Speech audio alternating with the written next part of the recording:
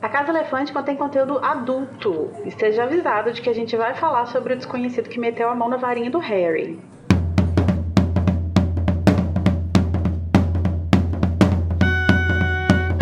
Olá, sejam bem-vindos à Casa Elefante. Puxa uma cadeira, pede um café e vem discutir a obra de J.K. Rowling capítulo a capítulo com a gente. Hoje, o 9º capítulo de Harry Potter e o Cálice de Fogo, A Marca Negra.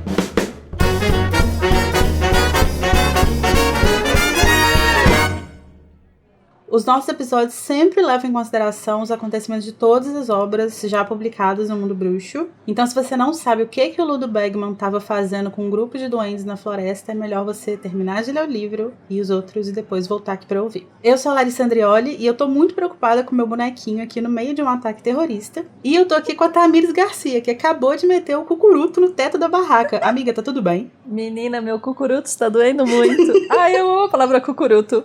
Eu amo que ela está no livro. Ah, ela é maravilhosa mesmo. E aqui com a gente também tá o Daniel Filho, que tá, o quê? Escondendo da mãe que andou apostando no jogo. Meu Deus, Daniel. O importante é não ser pego, gente. Se não for pego, tá tudo bem. Ok, a Polícia Federal ouviu isso. E hoje a gente vai falar sobre varinhas perdidas, supremacia bruxa e cenas bastante doentias.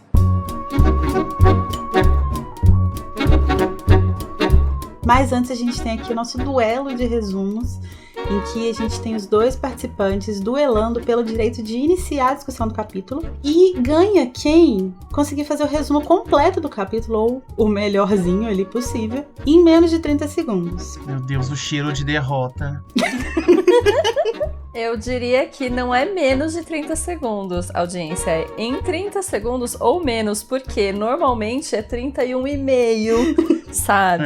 Sei lá, exatamente. Só dizendo. Eu devo dizer que eu tô me sentindo muito privilegiada hoje de estar aqui nessa posição de julgar e é muito bom, tá? Eu queria só dizer isso pra vocês. Que ótima. Eu tô calmíssima com esse capítulo que tem 80 mil páginas e tal. Vai ser ótimo. É um pequeno bônus que a gente ganha pela tarefa de montar a pauta. Mas então a gente vai jogar um dado pra decidir quem que tem esse direito de escolha, né? De quem que vai fazer o resumo primeiro. Tamires, você quer par ou ímpar? Eu quero ímpar.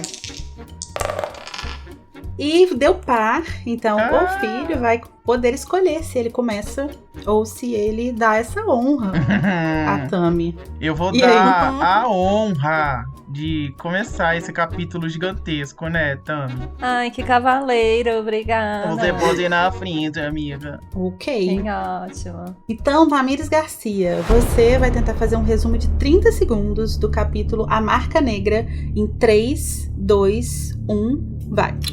Aí, assim, eles estavam na barraca e aí o Harry falou que ele tava dormindo, aí ele acorda e fala, gente, que é o Sr. Weasley, menino, levanta! E aí o Harry levanta e ele tá rolando um rolê, e aí ele fala, crianças, vão pra floresta, se escondam lá, e aí eu vou descobrir o que tá acontecendo. E aí eles vão pra floresta. E aí tem o Draco lá no meio da floresta falando várias coisas, e eles falam, Draco, vai se fuder, e vão embora. E aí aparece uma pessoa, e aí a pessoa fala, Mos Mordem! E aí aparece a Marca Negra, ele só vai tá porra! E aí aparece um monte de feitiço neles, e aí... E é isso. Ai, meu Deus!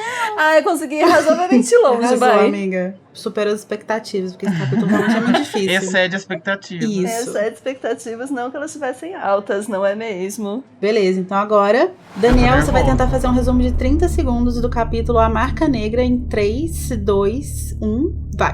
Terminou o jogo que a galera tava assistindo, todo mundo vai dormir, o Harry também, e ele acorda no meio da muvuca, porque tem uns baderneiros tacando terror no acampamento. Todo mundo foge pra floresta, encontram o Draco, dá tchau pro Draco, encontra o Wink, e de repente as coisas se acalmam, alguém grita Mos Mordem, e aparece a Marca Negra no céu, ninguém sabe o que é aquilo, chega o Ministério, acusa o Harry, mas encontram a Wink, e descobre que ela tá com a varinha do Harry, e... Ai, meu Deus, eu não sei mais. E acabou. Amigos, tá indo muito bem. Olha, eu acho... Ai, gente, esse capítulo é muito difícil mesmo. Mas eu acho que por tamanho de conteúdo que cobriu, eu acho que eu vou dar o prêmio pro Daniel. Yeah! Mas eu queria fazer uma menção honrosa ao resumo da Tami, que falou que eles mandaram o Draco se fuder, eu achei ótimo. Ela gastou o tempo precioso, né? Eu achei importante. Mas valeu a pena. Eu acho que é uma prioridade. Eu tô aqui preocupada com o meu bonequinho no meio do ataque terrorista. Ela pode falar. É mesmo, Né? é Mas mesmo. sabe, mas eu acho que deveria estar lá, né? Porque falaram uma coisa que a senhora Weasley não poderia ouvir. O que era? Mandaram o Draco. Eu acho que a gente devia propor uma reedição de Harry Potter em que todos os xingamentos subentendidos deveriam ser colocados explicitamente. Sim. Ia ser muito mais sim. divertido, velho. Exatamente. Inclusive uma versão de Harry Potter que inclua a concepção do Hagrid. Eu aceito. Nossa, Tami. Eu quero saber como isso aconteceu, gente. Eu tenho uma curiosidade mórbida pra saber como isso aconteceu, biologicamente falando. Como é possível. Desagradável. Se você curte o conteúdo do Animagos e quer nos ajudar a continuar produzindo, você pode nos apoiar através do PicPay. É só acessar picpay.me/animagos e escolher o seu plano. Com a sua ajuda, a gente vai poder continuar produzindo conteúdo acessível e de qualidade para você. O endereço é picpay.me/animagos. Depois de voltar para suas barracas, Harry, Hermione e os Weasleys têm poucos momentos de sossego antes de um grupo de pessoas mascaradas atacarem o acampamento. Eles fogem para a floresta enquanto os adultos vão tentar controlar o caos e encontram com Draco Malfoy, que dá uma pista do que está vindo pela frente. Quando o trio está sozinho, eles ouvem uma voz gritar um encantamento que conjura um símbolo no céu. Os bruxos do ministério aparatam ao redor deles e descobrem, caída no lugar de onde veio o feitiço, a elfa Wink junto com a varinha perdida do Harry. Ela é demitida e humilhada. A Hermione acorda pro absurdo das condições de vida dos elfos e, com as coisas um pouco mais calmas, eles voltam para as barracas para descansar antes de voltar para a toca. Então, Daniel, com qual frase, acontecimento, evento você gostaria de começar a nossa discussão desse capítulo? Gente, então vamos começar pelo fato de que eu acho um absurdo o Harry não ter cuidado com as próprias coisas, mas não só isso, ele não tem cuidado com a varinha dele, ele caga pra esse fato, sabe? Gente, se você é um bruxo, você tem que andar com a sua varinha o tempo inteiro. Tipo, de lei. É verdade. Sim. De lei. É assim, imperdoável, Harry. E você tá errado. Repense suas atitudes. Culpabilização da vítima, produção. Ele foi roubado, sabe? Ele não deu por falta. Tudo bem, ele foi roubado, daí não tem o que fazer. Mas ele tava cagando pra varinha. Eles estavam sendo atacados por... Como é que a Lia descreve as pessoas antes de descobrirem que são? Baderneiros. É.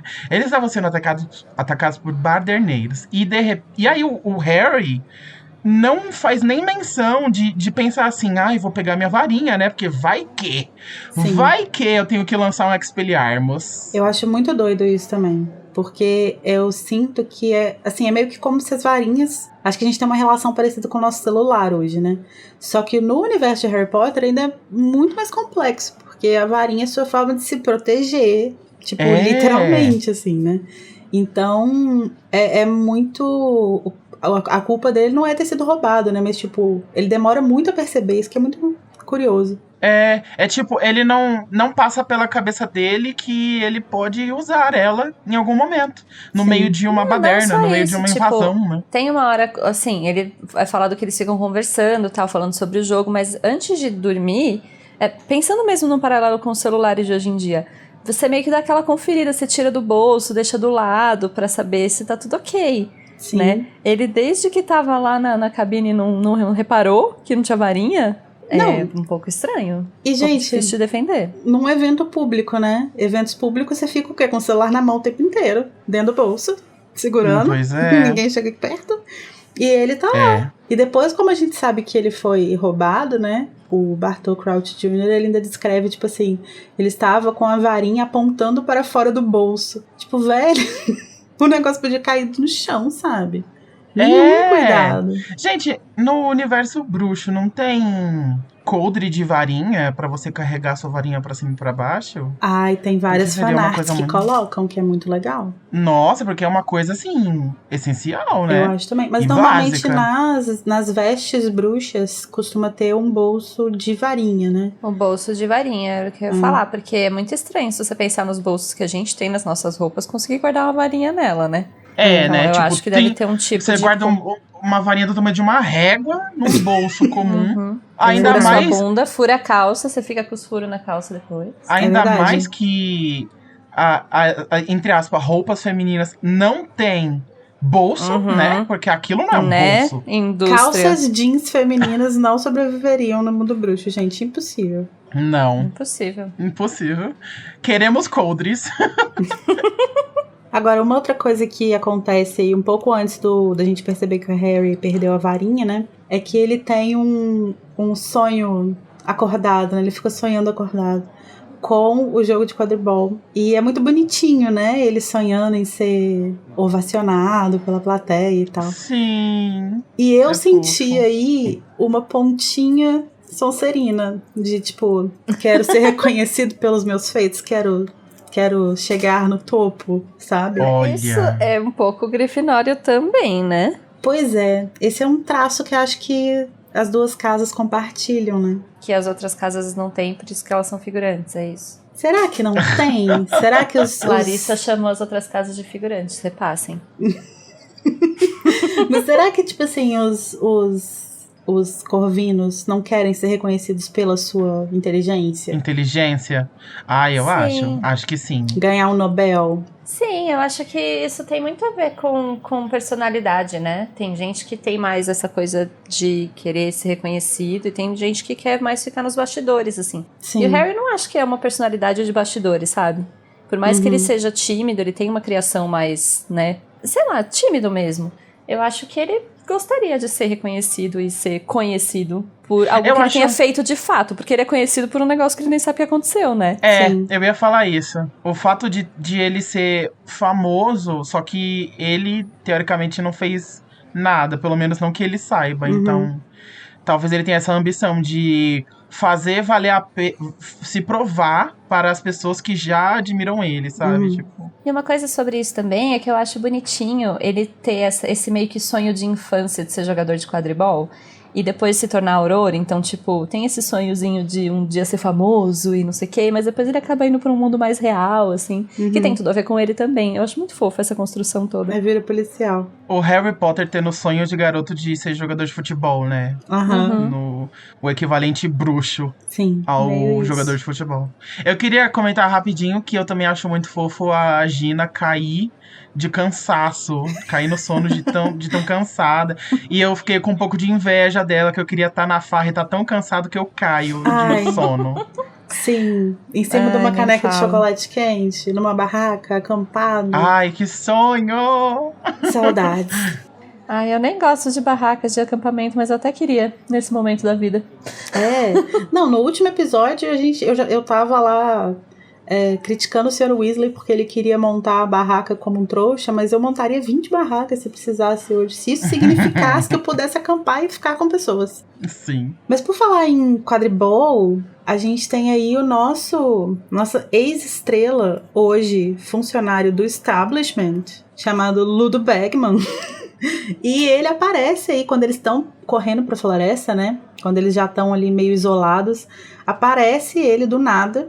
E ele parece que tá meio de ressaca, assim, mas na verdade isso aí já é o primeiro indício de que tem alguma coisa errada ali na história dele, né?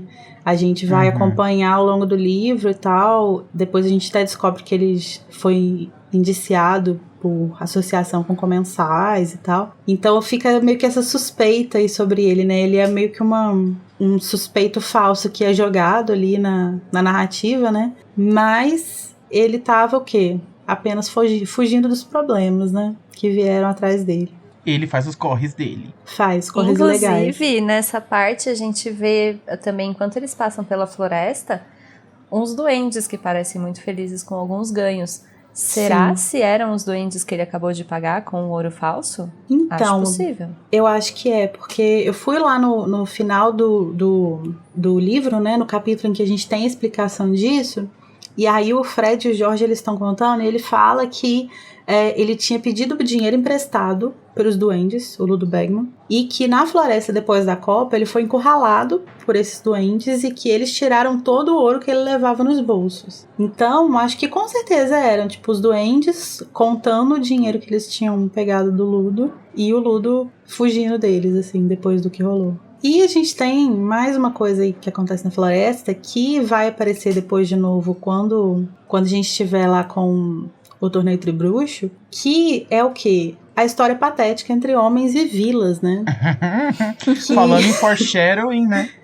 Que é uma coisa, é vergonhoso, né, gente? Eu fico com vergonha alheia quando eu tô Nossa, sim.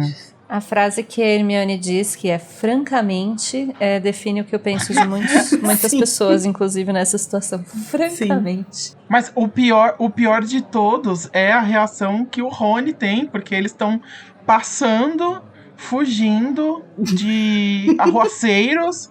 E aí o Rony acha que é uma boa ideia parar um segundinho pra se gabar ali e tentar impressionar as velas. E... Não, cara. Não, né? Assim, você há de perdoar nesse sentido, porque elas são criaturas mágicas, né? É um feitiço delas, né? Então...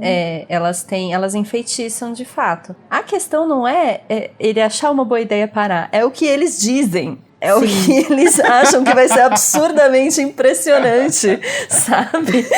Tipo, homens héteros, vamos aprender a flertar. Ai, literalmente qualquer coisa. Sim, e aí, inclusive, uma das pessoas que tá aí tentando impressionar as vilas é o nosso amigo Lalau, né? E ele fala que ele vai ser o próximo ministro da magia. Gente, eu queria muito... Eu seria muito amigo do Lalau. Assim, tudo bem que a gente tá criticando a atitude dele nessa cena, que é patética, mas ele parece ser uma pessoa muito doidona. Ele é patético, mas ele é legal, né? Eu tenho amigos que são assim. Ele parece que ele se divertiu muito nessa Copa. Assim, o Lalau é um personagem que eu sempre fiquei com uma pulga atrás na orelha dele, sabe? Tipo, a gente acho que vai falar um pouco mais quando aparecer de novo em Relíquias, que ele, né, tá lá no meio daquela treta toda tentando pegar o Harry, né, na cena dos 7 Potters e tal. Uhum. Mas quando ele aparece ali, eu fiquei realmente na dúvida se ele não tinha virado um comensal. Tipo, não sei se era só Maldição Impérios, e eu fico sempre com uma duvidazinha sobre o personagem dele, assim. Eu acho também que seria muito legal... Comensal não, né? A gente chama de comensal a cúpula, vamos até falar disso depois, mas um seguidor do Voldemort. Eu acho que seria muito legal se ele fosse um seguidor... Uhum. Justamente nessa pegada de tipo assim, porra, eu sou ninguém, não tenho nada e tal, e eu vou me juntar a eles porque às vezes eu posso ter algum tipo de poder. Mas eu acho que acho que na própria perseguição lá dos 7 Potters, eu acho que o Harry comenta que tipo, ele tava com o olho desfocado, então ele realmente precisa estar sob o efeito de algum feitiço. Mas aí é uma questão de visão parcial do Harry, né? Pode ser. Ele pode estar só eu não tentando... sei, ele conhece o cara já há muito tempo e meio que não acredita que ele seria um seguidor, mas será se? Essa é a pulguinha que fica, sabe? Pode ser, curioso. Mas nessa conversa também a gente tem a nossa primeira menção a Beauxbaton, não sei falar isso, Beauxbaton. Que é a escola da França, né? Hermione fala que leu sobre ela num livro que acho que deve estar precisando ser atualizado, que se chama Avaliação da Educação Mágica na Europa. Deve estar precisando dar uma reformulada, ler um Paulo Freire, incorporar ali. Esse livro conhece Hogwarts? Pois é, acho que tá um pouco complicado. Mas a gente tem essa menção aí, e isso é legal porque nessas duas cenas, né, que acontecem uma do lado da outra, assim, a gente tem um foreshadowing da Fleur, né? Que ela vai vir de Beauxbaton e ela também vai carregar esse feitiço de sedução, porque ela é meio vila. Eu acho tão chique o feitiço de sedução, gente. Eu super usaria. Inclusive, na primeira tarefa que foi feita do RPG do servidor da casa, inclusive se você ouvinte que tá ouvindo aqui a gente agora, não tá no servidor, no nosso servidor do Discord, entra lá O Cody tem mestrado uns RPGs lá, muito legal. E na primeira tarefa tinha uma participante que ela era meio vila e ela seduziu todos os concorrentes. No final, parecia uma Ai, grande gente, suruba. que super poder ótimo! Foi muito doido. Eu não tava ouvindo, de repente alguém falou assim, gente, rolou uma lambida na orelha. Eu falei, o quê? Correndo pra lá agora. Eu fui ouvir. E era isso aí mesmo que tava rolando. Aliás, quem quiser entrar no grupo do Discord, o link tá no post do episódio. Então cliquem no link e entrem no Discord aí da casa, gente. Tem duas coisas que a gente pode discutir nesse passeio deles na floresta, né? Que tem a ver com a pouca praticidade de algumas questões do mundo bruxo. Acho que a primeira é a aparatação, né? A Tami tinha até comentado que acho que essa cena do torneio da Copa, né, desse ataque, meio que dá a entender que o conceito de aparatação não estava completamente desenvolvido ainda pela Rowling nesse momento, né? Que no último episódio que eu comentei sobre isso. A gente ficou um pouco na dúvida se a aparatação estava, né, bem construída ou não, porque por causa da forma como chegar até o torneio. Uhum. Mas aqui fica claro que não, porque não ocorre a ninguém ali na multidão enlouquecida desaparatar e ir embora dali, né? Sim. E então me parece mais uma evidência de que ainda não estava no imaginário da autora quando ela estava escrevendo a história, sabe? Uhum. Enquanto ela estava construindo isso. O bom pra autora nessa cena é que, como eles estão no meio da muvuca, então dá pra passar esse pano de que não é citado, porque não dá pra... Tá todo mundo... Tá uma baderna, tá uma loucura. Tinha um monte de gente depois as aparatando crianças sim, vão você que não viu. você que não não era viu. relevante Depois, pra jornada do Harry. ainda mais eles vão pra floresta depois, então aí que não viu mesmo. Que ficaram, Então né? eu entendo o argumento, mas assim, pensa, o próprio Sr. Weasley, ele poderia, se tivesse até o conceito de aparatação conjunta, já um pouco mais concreto, ele poderia, não, peraí, deixa eu levar essas crianças tudo embora daqui. Não sei, total. meio que não é a primeira coisa que as pessoas pensaram ali, entende? Então, é isso que me dá a entender que pra J.K., quando ela tava escrevendo, ainda não era uma ideia óbvia, sabe? Mas não que não fosse, não que ela não possa usar essa desculpa. Eu acho que uma coisa que pode fazer sentido de não ter muita aparatação aqui é que tem muitas crianças, né? E eu acho que a aparatação conjunta, eu não sei se posso estar enganada, mas eu acho que ela não é algo indicado pra você simplesmente sair fazendo assim com crianças, porque acho que elas podem se estronchar no caminho. E tem a reação também física, né, que eles passam meio mal e tal. Sim, então poderia ter uma coisa, poderia ter um pouco a ver com isso, assim, e também a ver com o fato de que muitas das pessoas que estavam lá foram ajudar a controlar o que estava rolando, né? Nem todo mundo estava fugindo, assim, tanto que você vê que a maior parte das pessoas que estão pra floresta, que estão fugindo, são os menores de idade, assim. E uma outra coisa que eu acho legal da gente comentar nessa cena de fuga é que a Luísa comentou, tipo assim, por que era só mandar um zap patrono pra senhora Weasley falando que tava tudo bem. E eu acho legal comentar isso, porque o que rola? Até então a gente não sabe dessa função do patrono, né? Isso nunca apareceu nos livros. E eu até fui dar uma pesquisada e tal, e não existe menção, não existe no texto isso acontecendo até o 6º livro. No 6º livro é a primeira vez que isso aparece. Sim. Eu não lembrava que livro que era, mas eu sei que alguém inventou. E eu lembro que é mencionado na história em algum ponto que falaram, eu acho que foi o Dumbledore ou Kingsley. Não, eu acho que não fala de inventar, não. A primeira vez que aparece isso, que isso é mencionado, é a Tonks avisando que pegou o Harry lá no trem, no início do 6º livro. Mas, no final do 5º, quando o Harry tá conversando com o Dumbledore, lá depois de todo o rolê do Ministério, o Harry fala, tipo assim, eu falei com o Snape, ele não fez nada. E aí o Dumbledore fala assim, a Ordem tem meios de comunicação muito mais seguros do que a lareira da Umbridge. Então a gente pode inferir que talvez a comunicação, o jeito do Snape descobrir que o Sirius estava em casa e estava seguro, possa ter sido um patrono. Porque talvez seja uma forma bastante segura e que acaba sendo bem restrita ali pra Ordem, né? Tipo, de só o pessoal da Ordem que tem acesso a isso, assim. E o patrono é muito, assim, meio que digital, né? Assim, o seu patrono é o seu patrono. Não dá pra alguém falsificar um patrono. É verdade. Então, depois que o Sr. Weasley manda eles correrem pra floresta, tem uma parte detestável do capítulo, porque a gente tem a participação especial do Draco, né, gente? Que sempre desnecessário, no meio da baderna, no meio da confusão, ele tá lá pra chamar os outros de sangue ruim. Eu fiquei com raiva, eu fiquei com ódio, não escondo. Ai, gente, difícil esse menino, né? E o pior bully da face da terra, né, gente? Sei lá, falando do tamanho do pé das pessoas. Um bullying de revistinha, né? Uns negócios tipo, Draco, melhore. Você aprendeu isso na revista Recreio, Mori?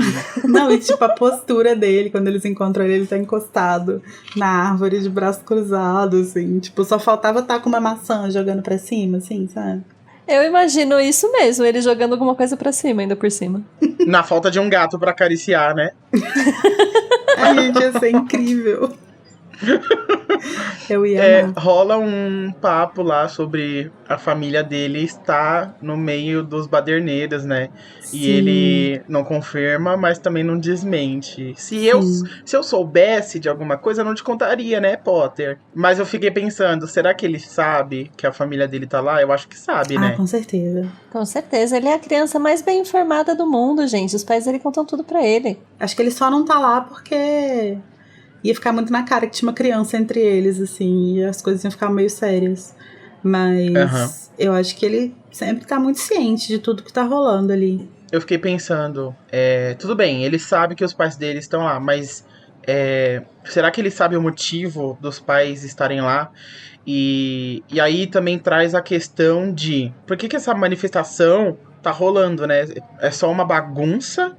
Ou é o início ali de um movimento para as coisas que vão vir no final do livro? Então, tipo, qual é o intuito da família do Draco estar ali? É só pra dizer, estamos aqui, somos... E o mal ainda tá... O mal. E a nossa galera ainda tá na ativa, ou ou é o foreshadowing do que vai vir no final do livro, sabe? E o quanto que o Draco sabe disso, que eu acho que ele não deve estar muito inteirado nessa questão tão a fundo, né? Ele só sabe que, na minha visão, ele só sabe que os pais dele estão lá pra fazer bagunça e porque sangue ruim, blá blá blá. Eu não sei se ele não sabe, não, porque como eu falei, ele é realmente uma das crianças mais bem informadas da face da Terra. E não, é bizarro. Ao longo dos livros, ele é sempre quem tá falando pro Harry, como assim você não sabe disso, Potter? Ninguém nunca te contou. Então, tipo, dá a impressão real de que ele escuta muito as conversas que os pais têm pela casa, sabe? E age como se os pais mimassem ele. Ou de fato os pais mimam, o que eu não duvido. Mas me parece, né? Mas me parece que ele sabe sim de todo o passado deles. E que meio que... Sim. Porque fica até sendo uma coisa como legado de família, sabe? Isso aqui é o seu sangue, isso aqui é quem você é e quem você tem que ser. Sim. Então eu acho que é parte da composição da família eles ser informados sobre quem eles são dentro, por exemplo, do movimento, né? Do movimento Voldemort. Mas esse ataque que aconteceu agora, ele era só uma bagunça? Ou ele tinha um motivo da galera dos comensais mesmo, tipo um motivo plausível pra acontecer? Não, então, eu acho que tem duas coisas que a gente precisa pensar, assim, partindo dessa coisa do Draco. Primeiro que eu acho que ele sempre teve muito ciente, assim, desse legado, né, entre aspas, da família dele. Obrigada, essa era a palavra que eu queria, obrigada. Isso. E eu acho que, inclusive, é uma coisa que ele tem muito orgulho, né? Tipo, de participar e tal, e de... Apesar de lá no sexto livro a gente ver que ele tá muito abalado com tudo que tá rolando, meio que tá entendendo no que ele tá se metendo, e aí ele fica meio, né, fora de si, assim... Mas até no início do livro ele ainda tá se mostra bastante orgulhoso, assim, de estar carregando isso, né? E sendo uma segunda geração de Malfoys que tá associada ao Voldemort. Mas uma outra coisa que a gente precisa pensar é que essa cena aqui, ela não é planejada pelo Voldemort. Então, o Draco sabe que eles estão fazendo um ataque contra os trouxas. O Draco não sabe que o Voldemort vai voltar no final do livro. Porque nem os Malfoys sabem disso. Isso sim. Né? Então, isso aqui são duas coisas que acontecem em paralelo, né? O retorno o fortalecimento e o retorno do Voldemort no final do livro acontece independente dessa reunião dos comensais. São duas coisas que não estão relacionadas, assim. Mas eu acho que é interessante que isso aconteça, não só porque isso vai meio que dar a fagulha pro Bartol Crouch Jr. se mostrar, né, e fazer o Mos Mordre e tal, e conjurar a Marca Negra, porque ele fica puto de ver aquela galera lá, tipo, eu fui preso, eu levei um monte de coisa e vocês estão aí tomando cerveja e levantando trouxa. E eu não tô feliz com isso. Além de dar essa fagulha, eu acho que isso é muito legal para construir o clima de tensão do livro, né, porque... tem uma coisa que eu não tinha pensado ainda, mas... Amo insights. Porque o que rola? Tipo, a gente acompanha o Snape e o Karkaroff o ano inteiro nessa tensão de minha marca tá ficando reaparecendo. Tá reaparecendo, não sei o que, tá acontecendo alguma coisa e tal. Então, pode até ser que nesse momento do ataque, isso já estivesse começando a acontecer de alguma forma, e os comensais ficassem até mais excitados por causa disso, assim, de tipo, nossa, tá rolando alguma coisa, não sei o que, tá dando saudadinha dos nossos rolês. Nossa, que horror. Não, eu entendo o que você tá dizendo, mas eu não sei se é exatamente isso, até porque eu queria questionar, que é uma coisa que todas as vezes que eu li, eu sempre achei que tinha a ver com eles estarem meio... tamo aqui, tamo bêbado, vamos pegar os trouxa lá e tal. Depois eu comecei a pensar que pode ter sido um pouco mais premeditado, eles podem ter planejado mesmo isso. Até porque eles tinham que levar, né, as roupas e as máscaras, essas coisas, e, enfim, não ser pegos. Talvez tenha sido mais pensado do que eu li nas primeiras vezes. Mas, de toda forma... eles estavam... É uma oportunidade que eles tinham de se reunir e de tocar o terror num evento grande, com muita gente reunida. Isso não acontecia há muito tempo, né? Sim. Vamos dar a colher de chá de que, convenientemente, nesse livro é quando vai ter essa oportunidade, né? Sim, exatamente. E aí eu fico pensando que pode não estar mesmo relacionado à volta do Voldemort. Pode estar justamente relacionado ao fato de que, depois de muito tempo, eles se safaram e eles... mano, vamos tocar um terror aí rapidão pra ver qual é. Então, pra mim, eu acho que não tem a ver, muito pelo contrário. Se eles estivessem percebendo realmente que o Voldemort estava se fortalecendo, eles estariam mais acuados de novo, né? É verdade. Estariam com mais medo. Tanto que eles ficaram com medo da Marca Negra quando ela realmente apareceu. Realmente faz Então, sentido. eu acho que é mais pelo outro lado. Pelo lado de, agora é a gente então que vai ter que fazer isso daí, já que não tem Voldemort. Epa, pode ser que tenha Voldemort, vambora. Sim. Sabe? Agora, eu acho que, tipo, mesmo esse rolê deles de ser só uma diversão, né? Tipo, muito entre aspas, porque que senso de humor doentio, né? Mas só mesmo essa coisa deles de ser só diversão, acho que também é um grande... é meio que esfregar na cara da sociedade bruxa, né? De tipo, olha só, a gente ainda tá aqui. E isso é uma ameaça em um certo tom, né? Não uma ameaça de tipo, olha só, o Voldemort está voltando. De tipo, a gente tá aqui e vocês não fizeram nada com a gente, no fim das contas. Ao mesmo tempo que é uma ameaça, só que também parece que, aos meus olhos, fazer um movimento desse, porque não é qualquer coisa, não é você fazer uma passeata na rua, né? Eles atacaram a Copa Mundial.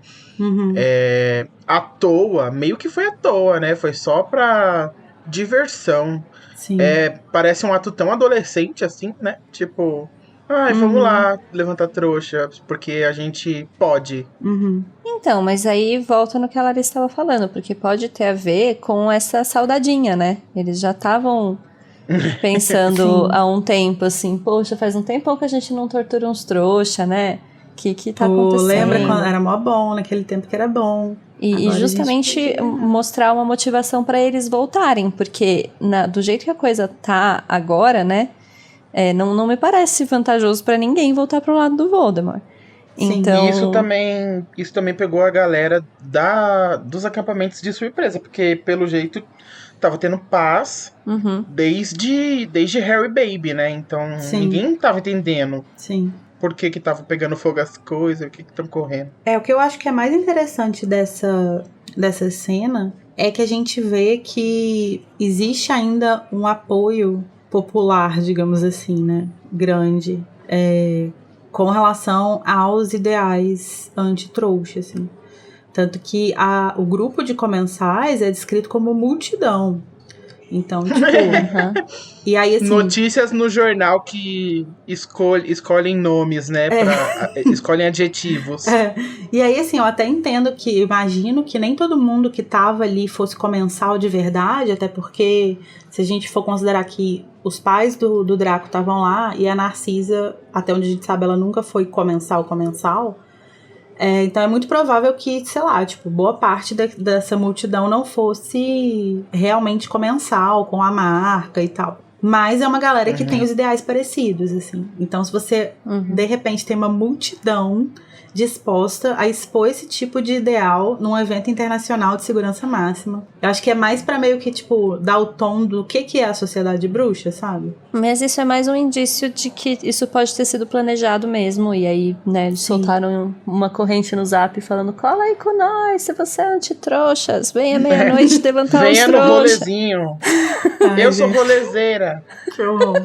Mas sabe, assim, aí justamente as pessoas que já fazem parte tem essa ideologia e estão meio no armário, meio que combinaram de se encontrar ali naquele dia.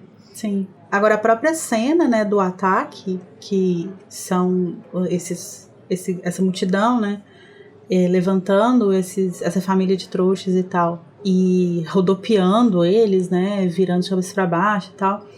É uma cena bastante bizarra, né? O Ronnie olha e fala, tipo, nossa, que coisa doentia. E eu acho que essa é a palavra perfeita, assim, pra descrever. E eu acho muito curioso como que a J.K. Rowling tem gosto por cenas muito doidas, assim, tipo, muito... ela é malvada, né? A J.K. é malvada. E como que ela é boa em escrever isso, né? Como que ela escreve bem esse tipo de coisa. Porque você lê a cena, você sente um embrulho no estômago, sabe? Assim. Tem um tom muito real, assim. Então a ameaça parece muito palpável. Sim. Principalmente porque dá pra fazer alegorias com a vida real. Então, assim, torna tudo pior. E não sei se essa forma, né? Depois ela vai chamar, né? No 6º livro, como Levicorpus. Mas é muito provável que eles estejam usando o Levicorpus aí, né? Sim. Que é o mesmo feitiço que foi usado com o Snape, que provavelmente foi usado também no 6º livro com aquela professora Burbage. Burbage, isso. No Caridade. Caridade, é ela mesma. Que estava também pendurada, né? Acima da mesa. E não sei, pode ter algum paralelo até com as torturas antigas, né? Que ela pode ter puxado de as pessoas ficarem penduradas pelo pé. Sim. Enfim, não sei.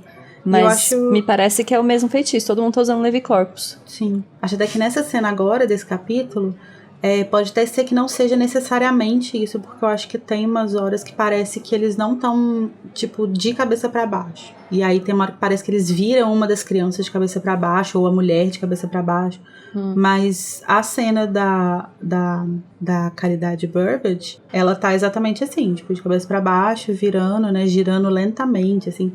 E eu acho muito doido esse paralelo dessas 3 cenas, assim, porque são 3 cenas que são incômodas por motivos diferentes, mas é meio que exatamente a mesma cena, assim, visualmente. Só que elas tocam em coisas diferentes, né? Inclusive, esse lance de fazer a pessoa flutuar é usado com maestria, porque é uma coisa muito apavorante pra mim, assim, tipo, visualizar isso e aí ela fazer isso. Esse é um ato não só muito mágico, muito fantasioso, como também muito macabro. Daí ela bota muito bem os comensais e a galera do Voldemort usando esse feitiço, né? Dá o tom perfeito, assim, eu acho muito bom. Sim. E uma coisa que eu fiquei pensando quando eu tava relendo essa cena é que na morte da Burbage isso não acontece, né? Ela tá só pendurada lá e tal, depois ela é morta pelo Voldemort. Mas tanto nessa cena dos trouxas quanto na cena do Snape no 5º livro, tem essa coisa de, tipo, virar a pessoa de cabeça pra baixo e a roupa dela cair e expor a cueca ou a calcinha, enfim. Eu fiquei pensando, amiga, você tá tudo bem? Essa obsessão com pessoas tendo suas partes expostas, você quer conversar tá tudo bem? um pouco? Você quer conversar com a terapeuta? Mostrando as roupas íntimas. E não, porque eu fico pensando, assim, tipo, o que faz ela recorrer mais de uma vez a essa imagem, né? Eu fico pensando se talvez ela imagine que essa é a maior humilhação que uma pessoa pode ter em público. E por isso que ela resolve colocar nesses 2 momentos em que as pessoas estão sendo humilhadas. Ou se tem até a ver um pouco, assim, com fazer um paralelo com uma questão de assédio sexual, sabe? De, tipo, você expor sexualmente a pessoa como ser a maior forma de agredir essa pessoa, de atingir ela de alguma forma. Olha, eu não sei se tem a ver com conotação sexual necessariamente, mas eu acho que tem a ver com vulnerabilidade mesmo, né? Você pendurar a pessoa no ar, então ela não pode se defender.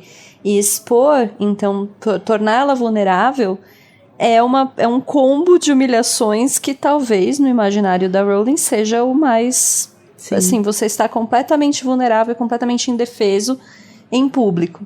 Essa pode ser a imagem para ela que é chocante, né? O que é compreensível. Sim, e as 2 cenas, né, tanto essa cena quanto a do Snape, são acompanhadas por, tipo, no momento que essas partes são expostas, por gargalhadas de quem tá assistindo, né? Então, tipo, é o auge da humilhação.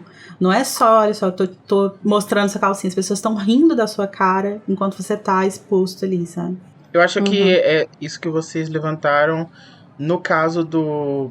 Pode ser uma afirmação, pode ser uma coisa verdadeira, por causa dessa cena da Copa Mundial. Porque se for parar pra analisar até no caso do Snape, tudo bem que é humilhante, mas também parece alguma coisa bem juvenil, né?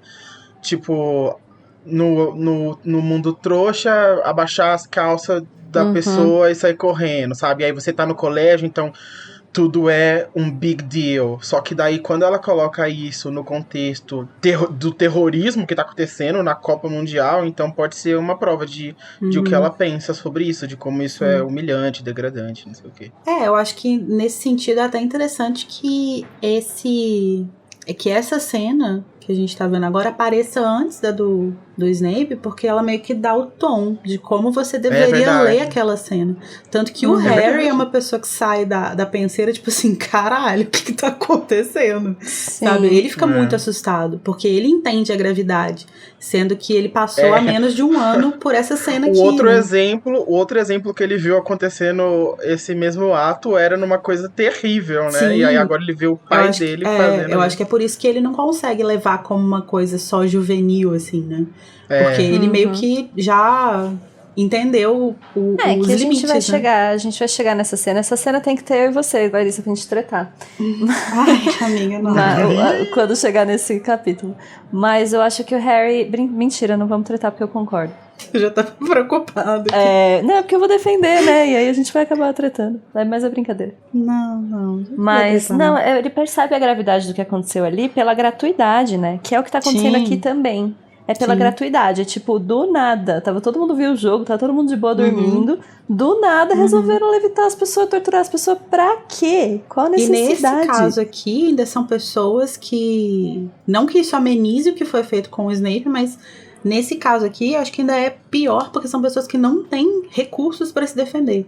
Tipo... Também. Sabe? Elas não têm desigual, uma varinha. É bem desigual. A situação do Snape também é desigual, mas aqui é desigual num nível que, assim, nossa, é muito de desumano, covardia. né? É muito covarde, realmente. O que me faz pensar que... Tenho uma pergunta pra vocês. Seria esse o grande marco de acabou a alegria desses livros, gente? Porque... Acabou a magia. Acabou. Você consegue ser feliz depois dessa cena? Ai, eu não gente, consigo. olha só, para tudo. Que simbólico que esse capítulo se chame A Marca Negra. A marca do fim da infância. Exatamente. Eu achei profundo. Para tudo. Eu tenho uma agora, grande sensação de que faz muito sentido. Eu acho sim que esse é o primeiro o primeiro sinal de que acabou a diversão. É que eu ainda acho que o tom desse livro inteiro, embora não seja tão leve quanto os outros, mas em comparação com o que vem aí o que vem aí é muito pior, então eu acho que a minha grande despedida é o final do livro mesmo, tipo, Com a amados, morte do eu Dado que Cedric. sei o que vocês vão enfrentar no futuro, se abracem e sorriem agora, porque, sinceramente, mas eles não têm como saber disso, então... Mas é isso, a gente vem comentando, né? O terceiro livro, por mais que ele também seja mais infantil, ele já fica bem mais sério, Sim. né? O tema em si fica bem mais sério.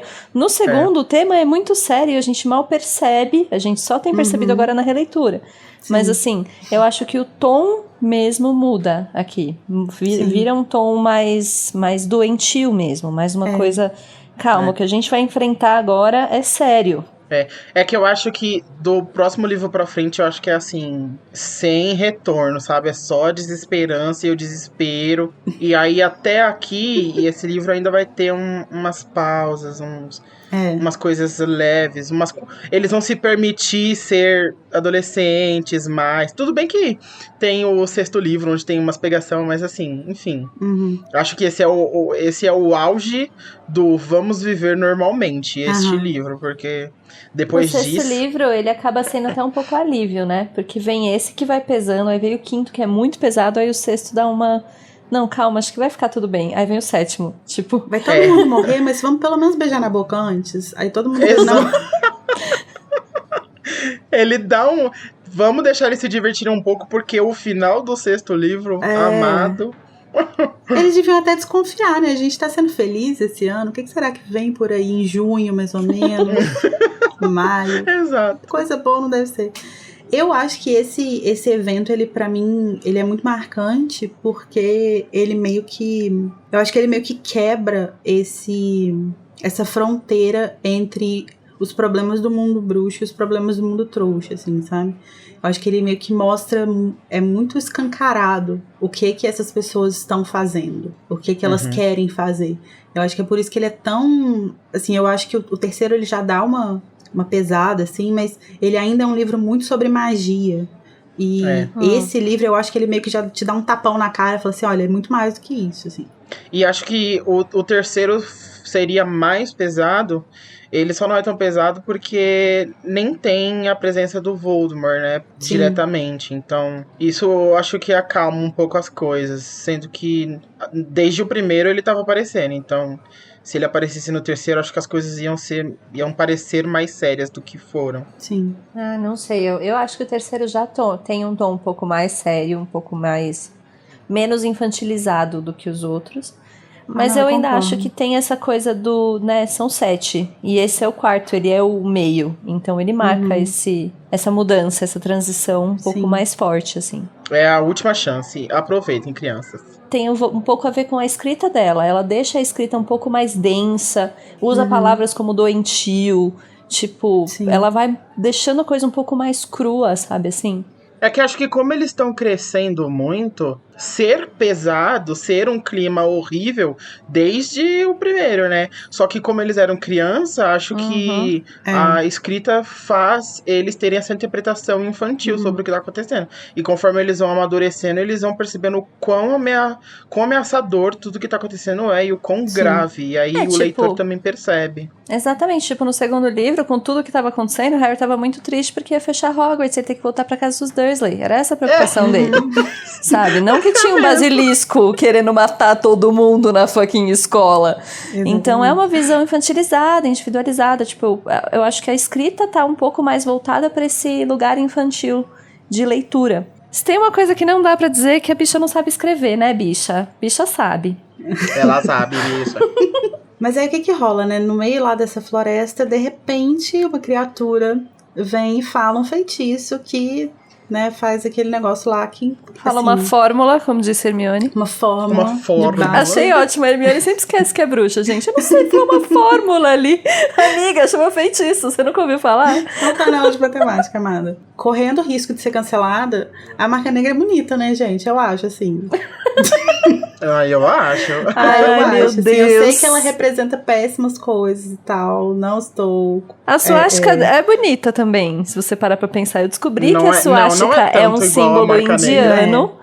E é um símbolo que indica uma coisa muito bonita. Depois que eu descobri, eu fiquei tão triste que corromperam a suástica, sabe? Isso é foda, né? O Porque, Voldemort pagou um ilustrador pra fazer a com brand certeza, contratou um dele, designer. queridos. Contratou. Certeza. Porque pegar uns pauzinhos e entortar as arestas, todo mundo faz. Agora fazer uma tatu no céu... Mas eu acho que, tipo assim, isso que é foda, assim, porque no caso da suástica é um símbolo religioso, não é? Se não me engano. Que foi, né, usado, apropriado e tal. Foi apropriado. E aqui também, tipo, são símbolos que, enfim, ele montou ali alguma coisa, né? Mas que visualmente é, tipo, massa, assim. Até a própria ilustração que tem lá no Pottermore, né? Que vai sair lá no nosso TikTok. Depois vocês deem uma olhada lá. Uma animaçãozinha que nosso diretor fez. O jeito que ela é descrita, né? Tipo, que parece que ela foi feita com esmeraldas, assim, tipo. É uma parada muito bonita, assim, visualmente, né? Eu gosto porque é só uma das facetas do Voldemort pra mostrar como ele é teatral, né? Eu adoro o fato dele ser drama queen muito total. dramático. E eu acho interessante isso também, que o paralelo com a suástica, que eu falei, gente, não me cancelem, eu só falei que a suástica é bonita por motivos de Índia. Enfim. Mas o paralelo com a suástica seria mais com as relíquias, né? O símbolo das relíquias, que depois se torna o símbolo do Grindelwald. O Voldemort se recusou a fazer isso. Ele tem o símbolo dele. É tipo o meu brand. Que é muito mais bonito do que o símbolo das relíquias, convenhamos. Sim, muito mais. Tipo, não vou me apropriar de nada, não. Vai ser meu símbolo aqui. Na verdade, assim, se a gente for buscar paralelos mesmo, o Voldemort, ele tem muito pouco a ver com Hitler, né? O Grindelwald tem muito mais aproximações, assim, até históricas, né? Mas acho que não tem como a gente não falar sobre símbolo que representa uma coisa negativa que as pessoas associam a um movimento e tal, sem falar de nazismo e de suástica, né? É meio difícil de fugir disso. Sim, até porque uma das coisas, por exemplo, que acontece é que o Rony fica meio, mas por que as pessoas ficaram com tanto medo? Porque, como aconteceu mesmo com a própria suástica, o símbolo passa a ser proibido, ninguém mais sabe o que é, e às vezes um desavisado olha e fala, mas o que é isso aqui então? Por que tá todo mundo com medo do negócio? Sim. E, né, tira do imaginário das pessoas e ao mesmo tempo mistifica, o que não sei se é muito bom no fim das contas. Só que daí eu acho que os trouxas estão fazendo um trabalho melhor do que os bruxos, né? Porque eu acho bem difícil uma pessoa não saber o que a suástica simboliza. E aí o Rony não sabia, né? Tipo, não se fala sobre a marca negra, não se fala sobre os erros do passado. Eu acho que isso é uma coisa que depende muito, assim. Porque se a gente for pensar no paralelo com o nazismo, a gente precisa olhar para lugares de formas diferentes, assim. Então, tipo, na Alemanha existe um trabalho muito forte de reconhecimento da história deles. E de, tipo, reconhecer mesmo. Tipo, isso faz parte da nossa história. E a gente precisa saber que isso faz parte da nossa história para que isso não aconteça de novo. Né? Não é só isso que vai evitar, obviamente. Mas quando faz parte do processo. Um trabalho social que é feito em cima disso, exatamente. Né? Isso é uma coisa que a gente não tem no Brasil, por exemplo, com questões como a escravidão, como a ditadura militar. Então, exato. Por que tem tanta gente da nossa idade, mais nova que a gente, falando certas merdas aí na vida, assim? Porque é uma falta de reconhecer os danos desses processos históricos na nossa sociedade, assim, né? Então, eu acho que, nesse sentido, a sociedade bruxa tá bem parecida com o Brasil. Ou seja, tá ruim, né, amiga? Vamos melhorar? Jovens pedindo pra... Jovens que nunca estudaram sobre ditadura, falando, volte à ditadura. Então, compliquei. Justamente estudaram e descobriram que era muito melhor. Porque eles estudaram. Mas enfim, eles falam então feitiço Mosmordre. Então, a fórmula, né, como a Hermione diz, que é falada por essa pessoa lá na floresta, é esse Mosmordre, que, momento etimologia, momento code do episódio, vem do latim mors, que significa morte, e mordere, que significa morder. Então, como se fosse, tipo assim, a mordida da morte ou morder a morte. E é uma alusão direta ao próprio nome dos seguidores do Voldemort, né? Que são chamados de Comensais da Morte. E pra quem não sabe, e eu por muito tempo não soube, porque eu simplesmente li no livro e aceitei que aquele era o nome, e demorei até descobrir o que Eu era. também. Aceitei, esse é o seu nome, o João. Comensal é como se chama as pessoas que comem juntas. Então, pessoas que partilham de uma refeição, elas são comensais. Então, se você tem, por exemplo, um amigo que sempre janta com você, ele é comensal na sua casa, ele é seu comensal. Então, Lari, a galera seguidora de Cristo na mesa, na Santa Ceia, eram comensais? Exatamente. Breaking news. Tipo, os comensais de Jesus, assim, tipo, eles estavam partilhando a refeição junto com ele, né? E, inclusive, eu acho que é o momento da gente fazer o quê? Um Exalta Lia. Porque eu acho on point essa tradução de Death Eater, eu acho maravilhosa. O que maravilhosa, muito bem feita. E justamente respeita... Uma coisa que Lia sabe fazer muito bem é respeitar a etimologia das palavras, né? Uhum. Ia ser muito bom uma edição brasileira de Harry Potter com notas de rodapé, né?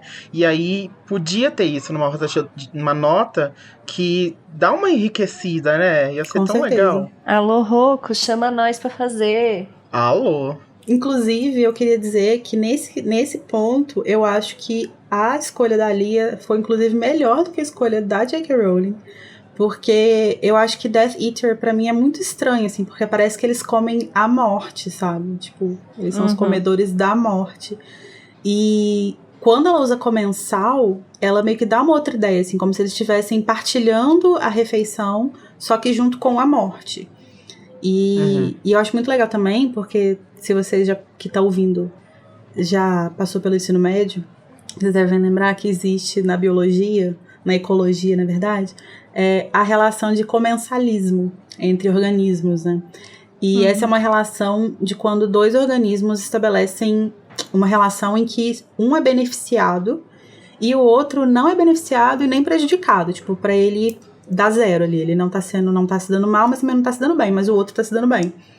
E eu acho muito legal que isso apareça aqui, porque meio que mostra um pouco como que era de fato a relação dos comensais com o Voldemort, assim, tipo, apesar deles acharem que todo mundo ali naquele grupo tava saindo ganhando, tanto o Voldemort quanto eles, na verdade era só um lado que tava em vantagem, que era o Voldemort. E isso pode até parecer estranho, assim, porque a maior parte dos comensais que a gente conhece, eles parecem se beneficiar da relação com o Voldemort. Mas, na verdade, se a gente for olhar, isso tem muito mais a ver com as famílias a que eles pertencem do que ao fato de serem comensais, assim. Então, tipo, os Malfoy, por exemplo, eles se beneficiam em qualquer regime que tá no poder. Tanto que enquanto o Voldemort tá lá sumido e tá o Fudge lá como ministro, eles estão lá de boa, ganhando benefícios do governo, sendo super bem...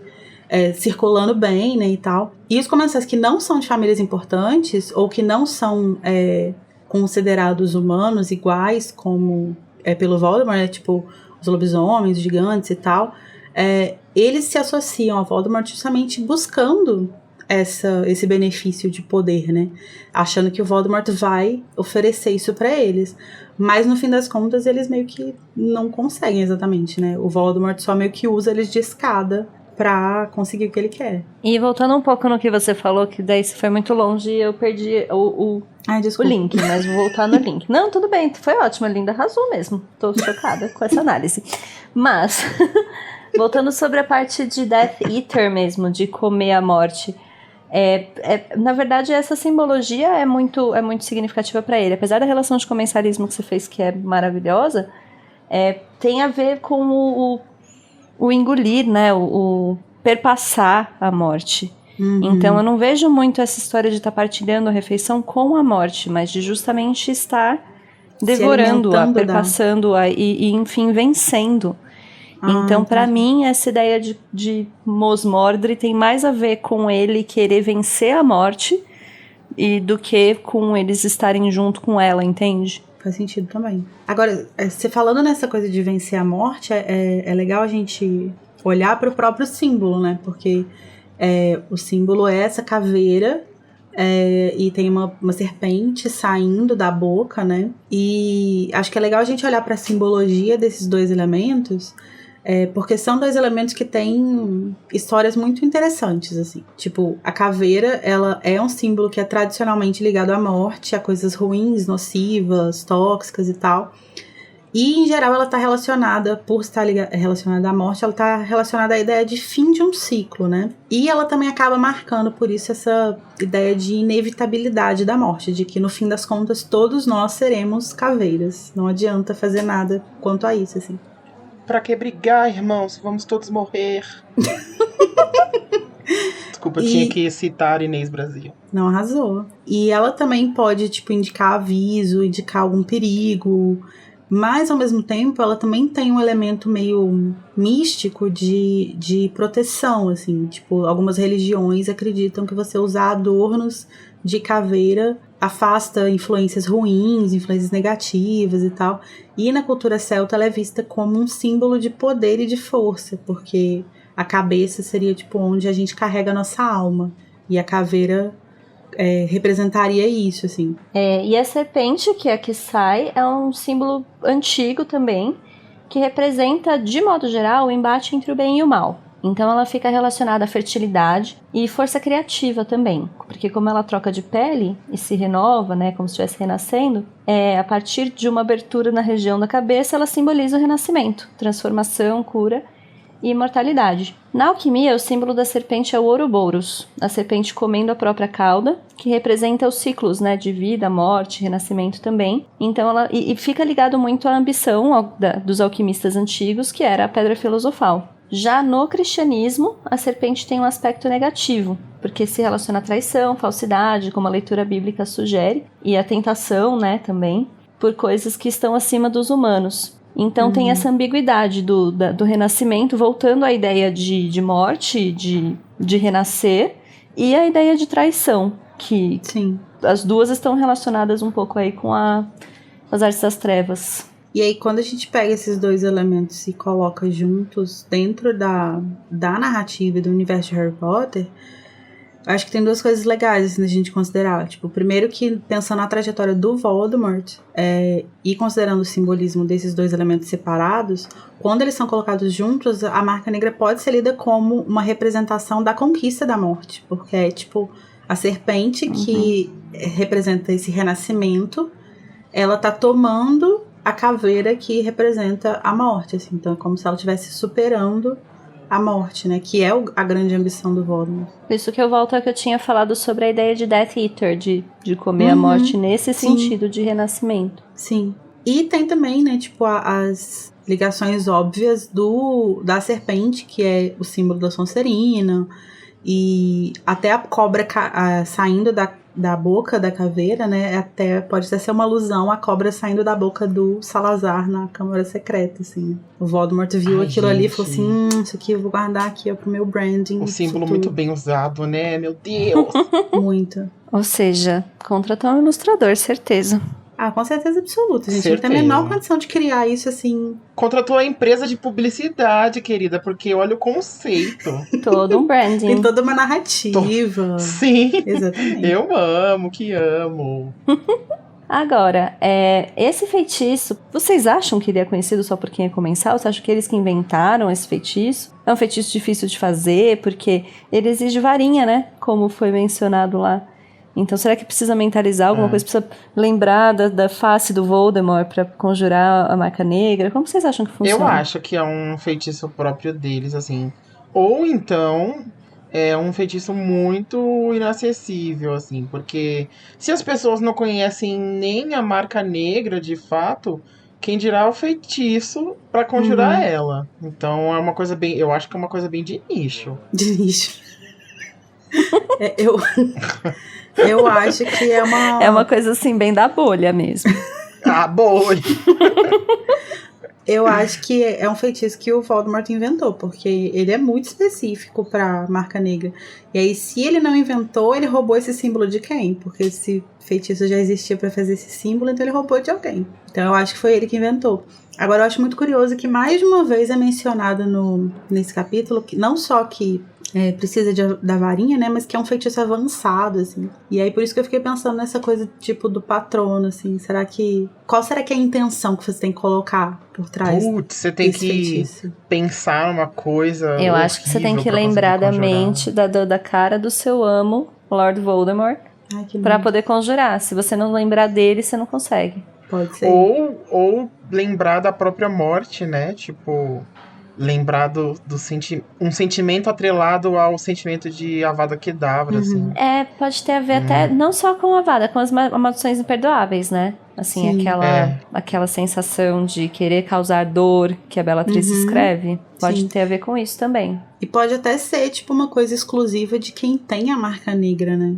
Gravada Será? na Sim. pele, assim, tipo. Porque se quando qualquer morte que acontecesse fosse que os comensais fizessem, enfim, eles deixavam a marca negra pra trás, qualquer pessoa deveria poder conjurar, né? Mas será que não tinha sempre um que tinha a marca negra meio que liderando? Então, será que sempre? Porque Não muitas sei. vezes eles podiam mandar, por exemplo, os Não, é lobisomens verdade. fazerem alguma coisa. É verdade. Mas se os lobisomens fizessem... Daí os lobisomens poderiam matar e conjurar a marca. Conjurar a marca. Inclusive, isso que você falou, né? Nesse capítulo cita, o Rony não sabe qual é a da marca, né? E aí, comentando sobre ele não saber a origem da marca, e a Hermione fala pra ele. E eu acho muito horrível, assim. Me dá um sentimento ruim de pensar que as pessoas viam essa marca no céu. Sim. E ela simbolizava que alguém tinha sido assassinado. É tipo pichar a rua quando você faz parte de uma facção, só que você tá pichando o céu. Sim. E qualquer pessoa pode ver e tá avisando. Gente, acabamos de matar alguém. Acabou de acontecer uma coisa horrível nesse lugar aqui. E eles falam, favor, né, né? que tipo, a pessoa chegava em casa, ela viu que tinha uma marca negra em cima da casa dela, então ela sabia o que ela ia encontrar. Nossa, que então, desespero. Isso deve ser uma coisa realmente... E eu acho que eu acho que talvez seja por isso que esse livro é tão porrada na cara, assim, porque acho que é aqui que a gente meio que começa a entender de fato o que era a Primeira Guerra, sabe? Tipo, como que era uma coisa que você realmente não tinha nenhuma segurança, né? Não. Sim, e dá para traçar muitos paralelos até com a ditadura que a gente teve aqui, que justamente os relatos que as pessoas falam eram mais ou menos isso. Você não sabia em quem confiar, você não sabia se a pessoa do seu lado estava do seu lado, se era uma pessoa que tinha tanto medo do regime que poderia te denunciar, se era uma pessoa que era leal ao regime, você não sabia o que você ia encontrar quando você chegasse em casa.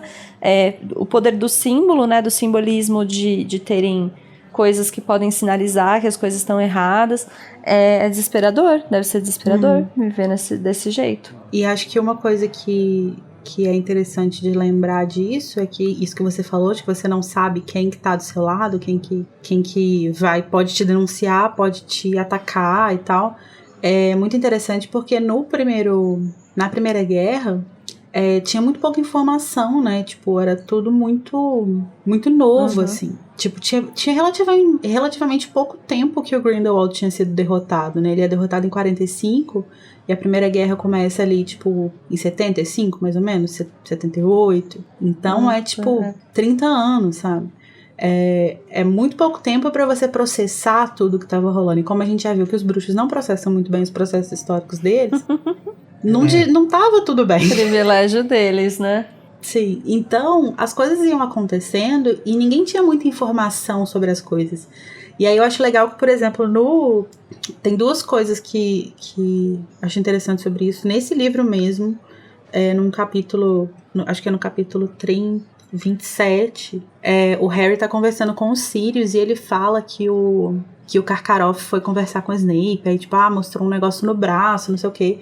E o Sirius, que era uma pessoa que tava lutando na Primeira Guerra, tava, tipo, diretamente envolvido com a Ordem na Primeira Guerra, ele fala, tipo assim, ele mostrou uma coisa no braço? Nossa, mas não sei o que pode ser, não sei o quê. Então, você vê que é um elemento que seria tão vital pra você identificar pessoas que estavam do lado oposto, e você não sabe não era disso. Conhecido. Eu acho muito interessante porque eu não sei se é porque a Primeira Guerra, né, a primeira vez que isso rolou, O Voldemort conseguiu muito bem mistificar as coisas, deixar as coisas muito, muito, né, apagadas.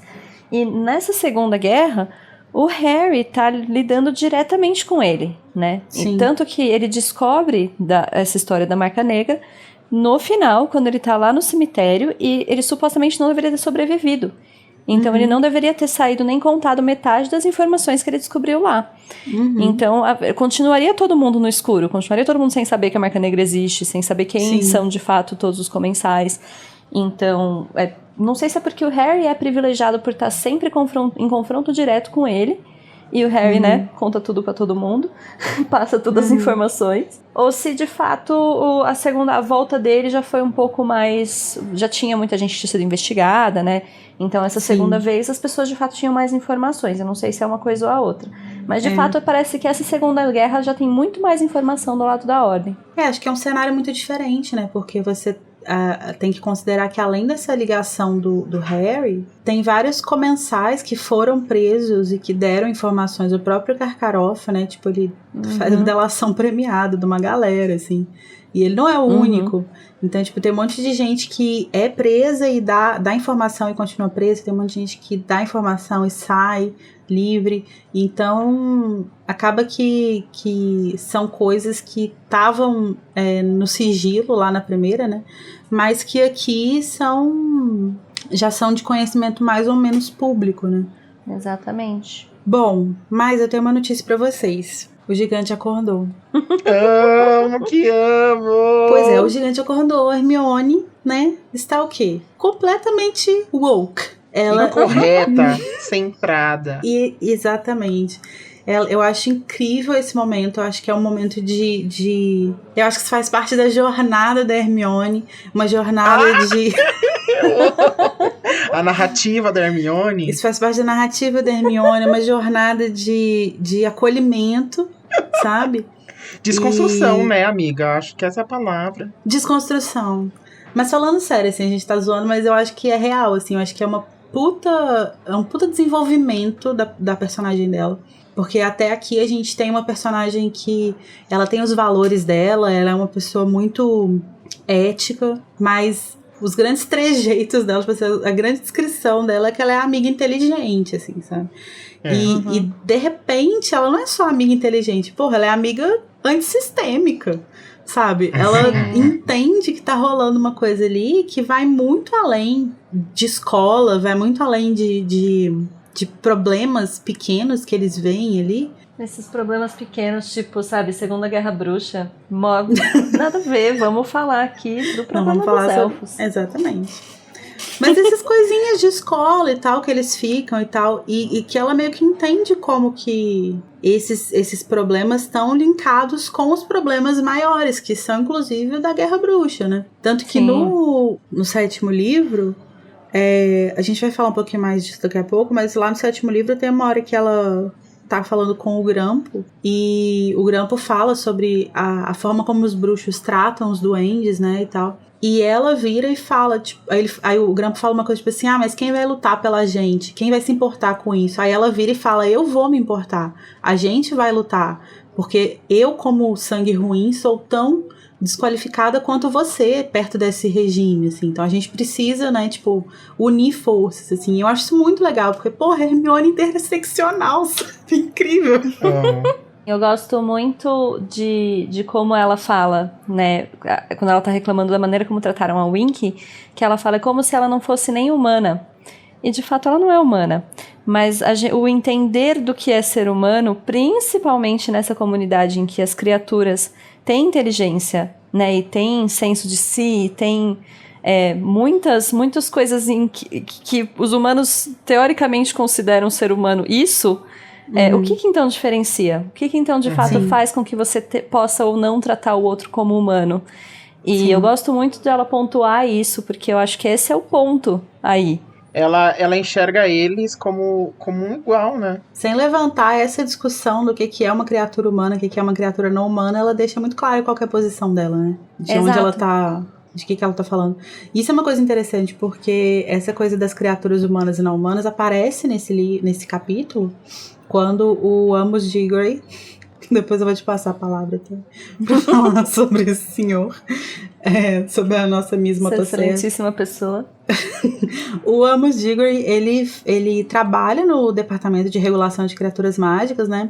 E quando eles encontram a Winky com a varinha e tal, ele fala que ela tá quebrando a lei só por estar com a varinha, porque criaturas não humanas não podem portar a varinha, né? E isso remete a gente lá pro Código de Uso para o Uso de Varinhas, que é um documento aprovado pelo Conselho Bruxo, lá em 1631, que tem uma cláusula, que é a cláusula que ele cita lá, a cláusula 3, que estabelece isso, e que é provavelmente uma consequência da Revolta dos Duendes, de 1612, e que acabou também contribuindo para as outras revoltas de duendes que aconteceram no século XVIII, assim, porque os duendes, eles queriam ter acesso ao conhecimento de fabricação e de uso de varinhas, e os bruxos não aceitavam. Então, esse acabou sendo um conflito muito duradouro e muito sangrento entre os bruxos e os duendes, assim. E o Grampo fala disso lá no 7º livro também, e ele chama os bruxos de porta-varinhas. Chama bruxos de porta-varinhas, o que eu acho muito interessante de ver como as criaturas, então, que têm essa inteligência e tal, veem essa questão muito mais politicamente até do que os próprios bruxos, né? Sim. Eles claro, já devem né? ter culturalmente essa... Então, exato. A classe oprimida. Que eles culturalmente têm uma luta política muito mais internalizada do que os bruxos, que, não, mas aí essa criatura não pode ter varinha, ué. Inclusive Sim. o Rony fazendo isso na história, né? Sendo Sim.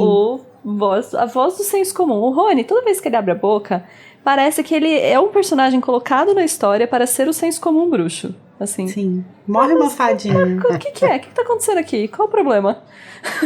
Exatamente. Não, e ele fala umas coisas, tipo, quando ele tá falando sobre essa questão dos elfos, né, ele fala, mas os elfos são felizes assim, você não viu ela falando que os elfos não devem se divertir, não sei o quê? Tipo assim, amado, né? E assim, é claro que a gente não tá aqui bashing o Ron, tipo, não é isso.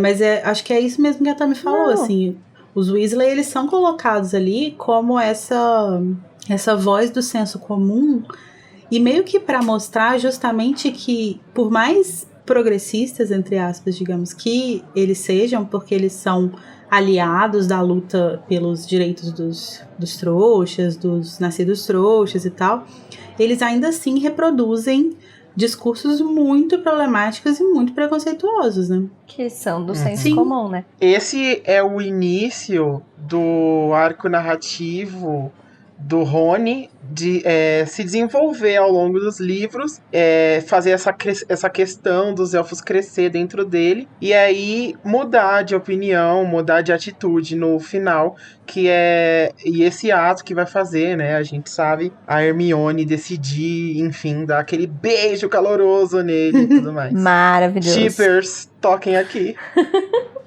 Sim, exatamente, mas o que eu quero dizer não é, então, como a Lari falou, não é um bashing pro Rony pessoalmente. É justamente que parece que ele tá lá pra representar o senso comum, pra representar aquilo que ele passou a vida inteira acreditando. Sim. E que a Hermione, em algum momento, até por talvez não ser, né, do mundo, não ter sido criada no mundo bruxo, vem confrontar. E ele vai falar, mas espera, não, eles são felizes, tá tudo bem, o que você tá falando? Então não é assim ele pessoalmente, é ele representar o senso comum, que eu acho que dá pra ler aí. Sim, e eu acho que é importante que seja ele que faça esse papel, porque se fosse um personagem que eu sei que tem muitas pessoas que não gostam do Ron e tal no fandom, mas ele é um personagem construído para ser gostado. Então se você colocasse um discurso desse na boca só do Percy, por exemplo, sabe, é um discurso que não ia ter o efeito que tem, porque eu acho que o papel do Ron na narrativa, quando ele faz isso, é mostrar justamente isso, que, tipo, por mais que a pessoa seja seu parça, por mais que a pessoa seja muito incrível em várias coisas, ela também vai estar suscetível a reproduzir discursos problemáticos, a acreditar em ideias problemáticas sem perceber que aquelas ideias são problemáticas. E que... Só percebe quando alguém confronta, né? E que alguém precisa confrontar, exatamente. As pessoas precisam confrontar, Porque senão não existe crescimento sem esse confronto. A pessoa não vai acordar um dia e pensar, nossa, mas, cara, elfo, né? Acho que eu vou lá na cozinha bater o papo com eles. É muito difícil isso acontecer. Pode acontecer? Imagino que sim. Mas a gente precisa desse confronto, porque a gente cresce justamente nesse diálogo, né? Uhum. Aí volta até no que a gente estava falando sobre a marca negra, então, né? Sobre como conjurar e tal, mas é dito que é necessário ter uma varinha para conjurar a marca negra. E aí, isso, obviamente, exclui quaisquer criaturas que então não podem portar varinhas de serem comensais. Ou de conjurarem a marca negra. Que o Ministério, quando a Marca Negra é conjurada, o Ministério chega lá, acusa o Harry e tal, mas depois eles vão acusar o Wink. Esse fato de acusar o Wink é muito me soa muito como, no fundo, eles sabem que não é isso que aconteceu. Mas é uma solução que tá muito na cara, assim, e a gente vai poder dormir eles precisam de em uma paz solução, à noite. Né? Vamos terminar isso daqui e vamos comprar uma pizza e comemorar, porque a gente fez mais um trabalho, sabe? Sim. Porque é uma história muito mal contada, e eles simplesmente se entregam nessa história como se fosse verdade. É revoltante. E eu fiquei orgulhoso do Arthur de ser uma voz ali, né? Que no último episódio que eu participei, eu tinha comentado sobre o Arthur não dar uma bola dentro no ministério e tal. O Arthur não ajudar a gente. E eu gostei que dessa vez ele usou a cabeça e falou, não, gente, tipo, a elfo não pode ter conjurado, não sei o quê. Vamos parar pra pensar com calma sobre essa situação. Quando todo mundo tava claramente só querendo escolher a situação mais simples ali pra resolver. Inclusive, falando nisso, sabe, também no último episódio que eu estava defendendo a Amos Diggory, pensando, não, né, é uma pessoa que é só ali o tiozão ali do pavê e tal, mas personagem ali, ok. Nesse capítulo, eu já tirei todos os panos que eu passei pra ele, porque só cagou, né? Nossa, sim. Meu Deus, que pessoa mais inconveniente. Que, sabe, primeiro o jeito que ele falou com as crianças, assim, vocês! E tipo, amigo, calma, tem o Harry Potter aí, vamos. Aliás, inclusive, isso é até um pano que dá pra passar, né? Que o próprio Harry Potter, assim, só por ser o Harry Potter, ele já tá isento de várias acusações. De suspeitas. Pode fazer o que você quiser aí, Harry, tá de boa. Tudo bom. E depois falando do jeito que ele falando com a Wink, e aí ele fala com a Wink do jeito que ele quer, até o Sr. Crouch, que era importante, né, no ministério, fala, querido, você está acusando a minha família, a minha honra, você acha que eu ensino meus elfos domésticos a conjurarem a marca negra? Aí ele baixou o tom, né? Aí ele não fala mais grosso com a... Ai, gente, achei muito tóxico, Amos Diggory. Luiz, tô com você agora. E se a gente for usar as palavras de sabedoria de Albus Dumbledore, tem um momento, acho que é lá no 5º livro, que ele fala que se você quer saber do caráter de alguém, olhe pra como ele trata seus inferiores, não seus iguais. E é lógico que isso às vezes pode parecer uma coisa muito radical, assim, de tipo... porque aí se você pensa nisso, eu acho que, se eu não me engano, ele tá falando isso sobre os Sirius, por causa do Sirius e do monstro. E aí isso quer dizer que o Sirius não tem caráter? Não é bem assim, né? Mas é tipo mais no sentido de que as pessoas têm esses seus demônios, assim. E esses demônios, às vezes, eles vão fazer você reproduzir essas paradas que são muito problemáticas mesmo, assim. Eu acho que nesse caso do Amos, não tem nenhum apreço por esse homem, por esse senhor. Mas... por esse senhor. Por esse senhor. Mas eu acho que aqui não justifica o jeito que ele tá falando com a Wink e tal, mas acho que quando ele chega já acusando as pessoas, acho que isso meio que demonstra um pouco do desespero que as pessoas ficaram com a marca, sabe? Porque ele perde completamente a noção, tipo, de chegar a acusar crianças de 14 anos. De chegar e jogando 15 feitiços estuporantes em 3 crianças, tipo. Inclusive eu queria deixar meus parabéns pro Harry, que tem ótimos reflexos, porque eu tinha morrido ali, com certeza. Eu nunca ia ter abaixado a tempo. Então tá de parabéns, menino Harry. Reflexos de apanhador. Mas é isso, queria deixar o meu protesto aqui contra o Amos, que é do Departamento de Criaturas Mágicas, agindo como a própria Cátia Abreu como ministra do Meio Ambiente. Sim, mesmo motosserra. Vocês falando sobre esse passe livre que o Harry tem, eu pensei agora sobre esse lance de você ser um peixe e ter e o seu tamanho ser proporcional ao lugar que você tá. Porque em Hogwarts, o Harry meio que não tem esse passe livre, né? Ele sempre é o centro de qualquer desconfiança.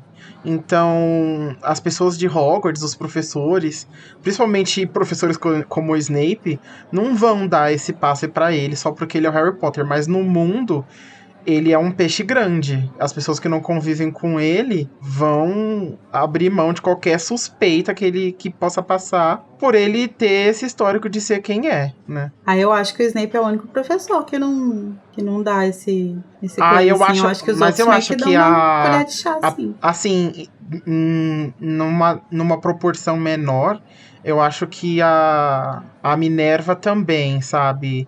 Não de achar que ele faz coisa errada. Não de achar entendi. Ela desconfia dele, de tipo, e ele tá aprontando, ele tá fazendo. Era melhor ele não tá ali, sabe? Ela não dá esse aval pra ele. Que bom, né, gente? Porque senão, tipo assim, porque a grande suspeita quando o Voldemort foi derrotado na Primeira Guerra era de que o Harry, na verdade, era um bruxo das trevas muito poderoso. E se ele fosse mesmo, tipo, já ia ter dominado o mundo de boas, porque todo mundo ia entregar tudo na mão dele. Uhum. Não, você quer uma varinha? Toma uma varinha, uns 2 anos de idade. Você quer o quê? Um dragão? Toma de presente, meu bem. E sobre a Wink, gente, dá muita dó, né? É desesperador ver a reação que ela tem quando ela é demitida. Quando dão roupas pra ela e diz que vai dar. Nem dão, né? Diz que vai entregar a roupa pra ela e aí ela entra em desespero. E eu fiquei. Sim. Ai, que essa dor cena no coração. É muito triste. Eu acho muito triste. Por isso que eu acho esse capítulo tão pesado, assim, porque eu acho que ele não tem um alívio. E essa cena dela é muito triste, porque por mais que você entenda o quão humilhante é a condição de vida dela enquanto elfa doméstica, a gente também entende que, como isso faz parte da vida dela, ser demitida, né, e dessa forma tão humilhante, é uma dor para ela também.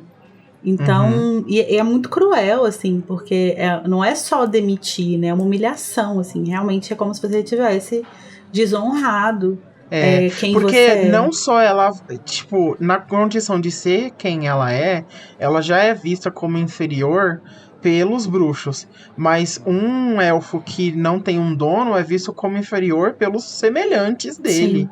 Ou seja, é duplamente pior, né? Pois é, até porque, assim, a gente só tinha tido até então contato com o Dobby, né? Que era um elfo que queria ser liberto, que não gostava da família.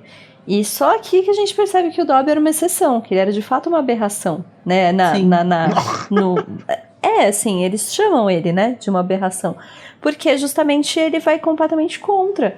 E eu acho muito esquisita essa relação que os elfos têm com a servidão, né? Porque justifica muito para os bruxos o argumento de não, eles gostam, eles são felizes. E justamente cria uma coisa ali entre eles que reforça tudo isso de que então receber roupas é um pecado, é uma humilhação, é um absurdo. Sim.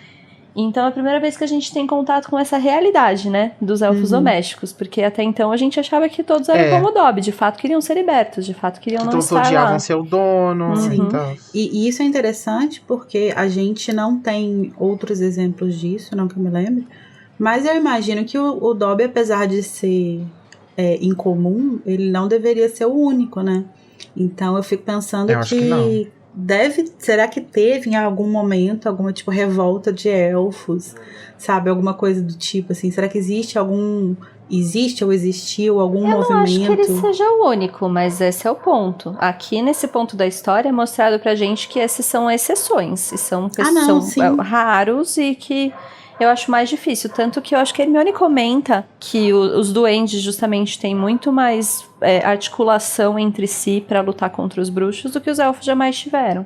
Eu não lembro quando a Hermione comenta isso, mas ela fala. Até porque os duendes não são escravos dos bruxos, né? Eles podem ser inferiorizados e tudo mais, mas mas eles nunca permitiram, entre aspas, assim, tanto que teve as guerras e eles lutaram muito até pra portar varinha e etc.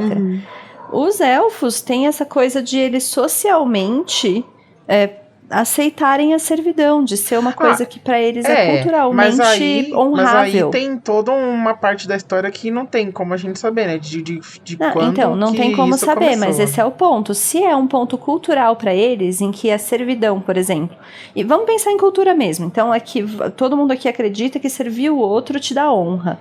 Bem, os bruxos se aproveitam disso, entende? Essa é a problemática.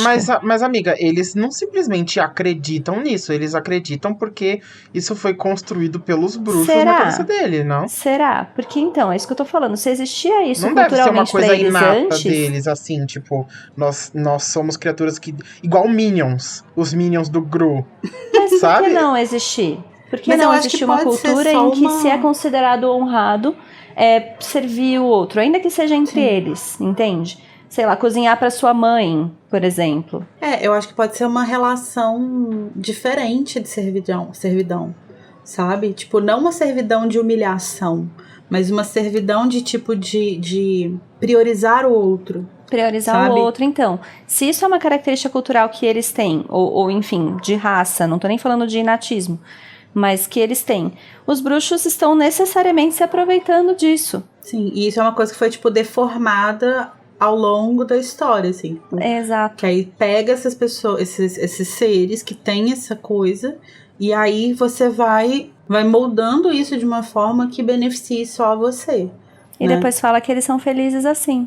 Sim, muito confortável, né, bruxos? Parabéns. Eu sempre Muito conveniente, pensei que- não é mesmo? Muito conveniente. Eu sempre tinha interpretado como uma lavagem cerebral que os bruxos fizeram nos elfos, assim. Mas eu acho Não que como é. se fosse Eu acho da que natureza é parte. deles. Eu acho que é parte disso, mas eu não acho que é só isso, porque não dá pra você convencer um escravo de que ele tá feliz. Entende? Você não convence ninguém de que a pessoa tá feliz se ela não tá. Eu acho que é meio que uma mistura das coisas, assim, tipo, não de que as pessoas, de que eles eram seres que nasciam pra servir, e aí os bruxos se aproveitaram disso, mas sim de que eles tinham uma relação realmente diferente, assim, em sociedade, assim, de não buscar benefício só pra si, de pensar no coletivo, talvez, de pensar... De serem mais então. passivos e aí os bruxos se aproveitaram. Eu dessa acho e aí tem a ver isso com se possibilidade tornou essa coisa ao longo do tempo. Essas informações eu tirei das fontes de pesquisa da minha cabeça, tá, filho? Eu realmente. Eu Fontes, acho Instituto que era de assim. Banco. Mas é porque eu fico pensando nisso. Como que então você tem uma raça inteira de elfos que ficam, abre aspas, felizes com a situação de escravidão que eles estão? Eu acho que a lavagem cerebral vai além do que os bruxos fizeram. Tem alguma coisa da qual eles se aproveitaram pra poder manter essa Eu acho que relação, faz sabe? sentido. Agora, já que a gente falou disso, de bruxos se aproveitando e dessa possível, questionável natureza de servidão dos elfos, tem um trecho quando eles estão fugindo pra floresta que eles veem a Winky andando e aí fala assim, ela se movia como se alguém invisível estivesse tentando segurá-la. E é exatamente isso que tá rolando, né? Eu acho isso muito legal, porque ela dá esse foreshadow, né? Tipo, como se alguém invisível estivesse segurando. E logo em seguida, o Harry fala... não, mas ela pode ter sido proibida de sair de casa. Que eu vi isso acontecendo com o Dobby. E aí, então, o leitor que já viu isso acontecendo com o Dobby também pensa, então deve ser isso. E tira da mente que uma mão Simplesmente invisível apaga poderia isso, estar segurando ela. Então, a Rowling deixou ali uma pistinha e despistou ali. E é brilhante. De novo, exalta a Rowling. E isso é legal porque você falou em foreshadow, né? A gente sabe que esse livro é o livro que a Rowling teve mais dificuldade de escrever, né? Parece ser, assim, que é pelas mudanças que ela fez e tal, a gente meio que pode achar que é por causa das mudanças que ela deu no rumo da narrativa e tal. Mas eu acho que é mais justamente por essa sobreposição de arcos narrativos, assim, os livros, eles vão todos se complexificando, mas eu acho que, apesar de eu amar o terceiro e achar o terceiro incrível, perfeito, né? A gente estava aqui exaltando ele o tempo inteiro. E ele mas eu acho que do terceiro para esse aqui, existe uma complexificação do número de arcos, assim, sabe? Tipo, tem tanta coisa acontecendo ao mesmo tempo. E eu fico imaginando o trabalho que deve ter dado para essa mulher conseguir amarrar tudo. E tudo se amarra no final. Desde o grupo de duendes lá na floresta com ouro, até, sabe, tipo, a pessoa invisível segurando a Wink. Então, assim, é muita coisa que vai se empilhando, assim, são muitos plots que acontecem ao mesmo tempo, que são muito bem amarrados. Então é super justificável que ela tenha levado 20 mil anos para escrever esse livro.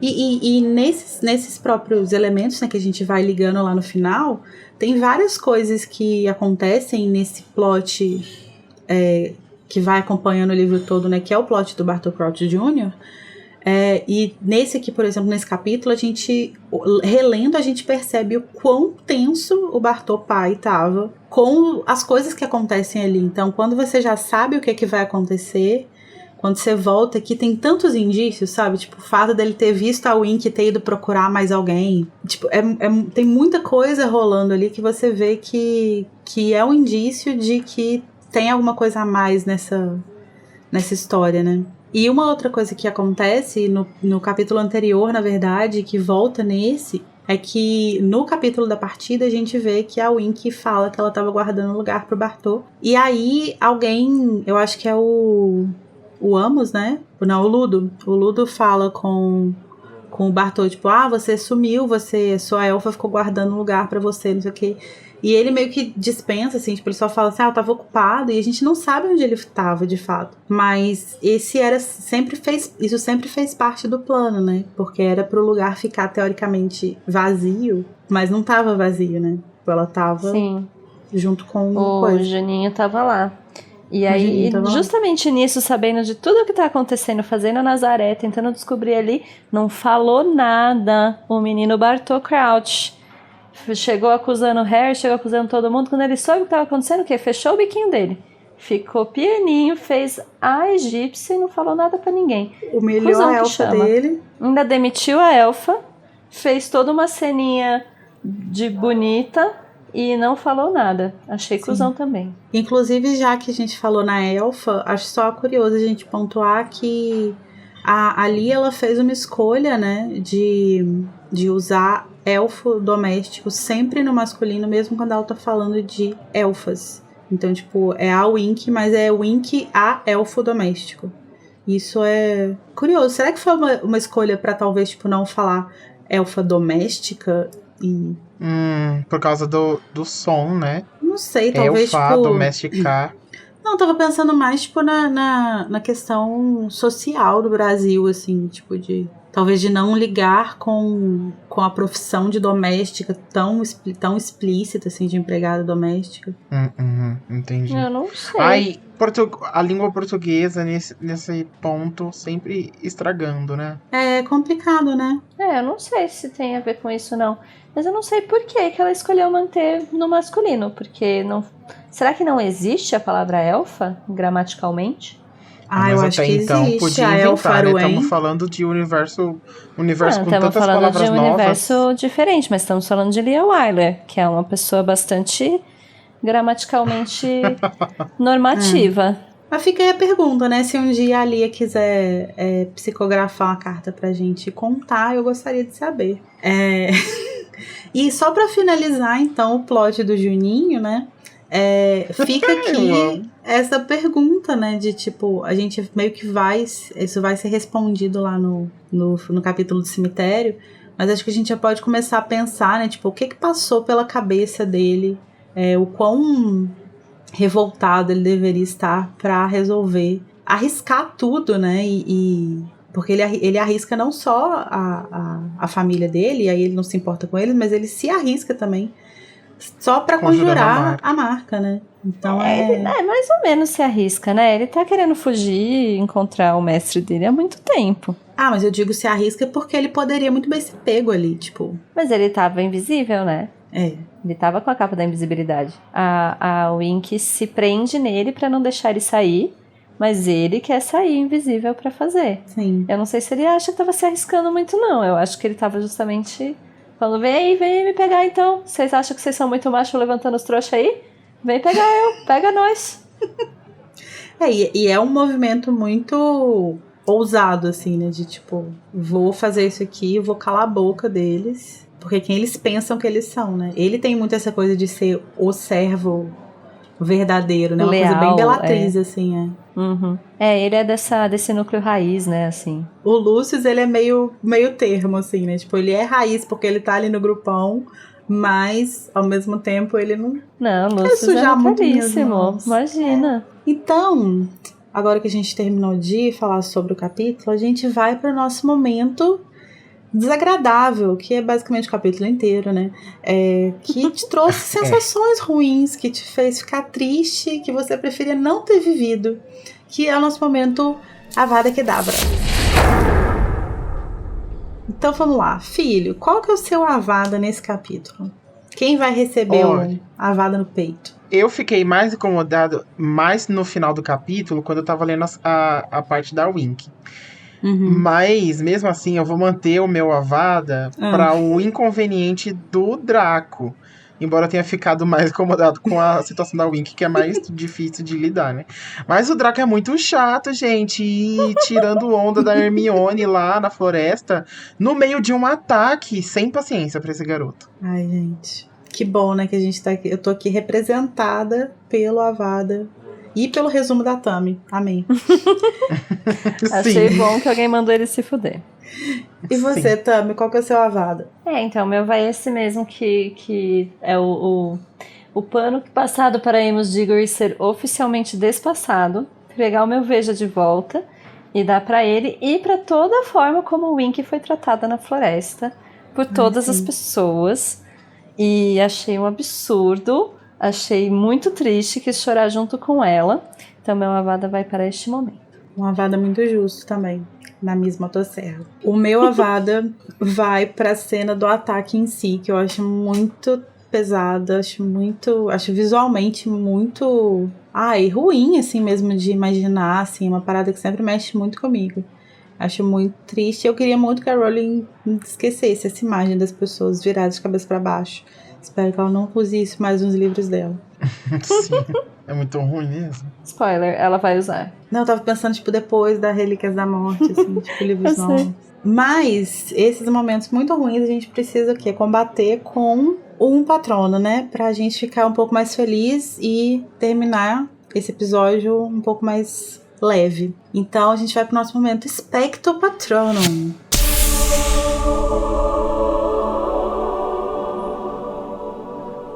Então, Tami, qual que é o seu patrono? Então, bem difícil de achar, né? Algum momento de alegria, alguma luz no fim do túnel deste capítulo. Mas eu acho que o meu patrono, ele vai ser um patrono simbólico, que é pro capítulo como marca de a porra ficando séria, assim, como esse momento em que a gente percebe muitas coisas, tem muitos foreshadows, é uma cena muito importante, né, pro livro inteiro. Tudo que acontece nessa noite vai desencadear em vários eventos, então, assim, o patrono vai ser um patrono geral para os foreshadows e a porra toda ficando séria. É um patrono narrativo. Arrasou. Exato. Concordo. E você, filho, qual que é o seu patrono? O que te deixou feliz nesse capítulo? Tá lançado o desafio. Se tem alguma felicidade nesse capítulo, né? Só pode ser no início do capítulo, porque depois é a derrota. Então, o que aqueceu meu coração foi a vibe boa, o sentimento de alegria e de confraternização que tava no começo, quando eles voltaram pra cabana. Em específico, a Gina caindo no sono depois de farrear horrores. Eu amei. Então, aliás, eu tenho outro patrono. Capítulo. Meu patrono vai pro Cucuruto também. Não, patronos apenas para o primeiro parágrafo do capítulo, que é enquanto o clima tá bom. No segundo já perdeu a mão. Só para o primeiro ato. No segundo eu já chorei, já. O meu patrono vai para uma coisa que tem uma motivação péssima, que é o rolê da Wink dos elfos. Mas eu amo a Hermione acordando politicamente, gente. Eu amo a Hermione, gigante acordou. Muito bom mesmo. E eu sei que às vezes ela vai meio que perder a mão nesse rolê e tal, cometer uns equívocos, etc. Mas quem nunca, né, amiga? Exatamente. Eu amo esse estalo que ela tem e fala, tipo, não, velho, revolução agora. Acho incrível, perfeito. Esse é meu patrono. Não passando frio, pois está coberta de razão. Hermione tem muita dificuldade em sentir frio, coitada. Às vezes ela fica até com calor.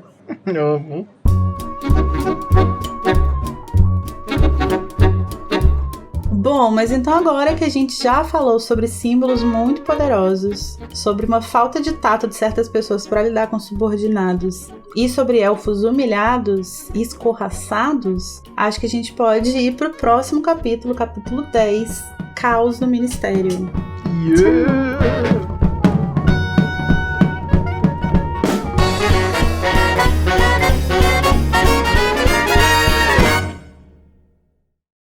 Esse podcast é produzido pelo animagos.com.br. Eu, Igor Moreto, faço a produção, edição e direção.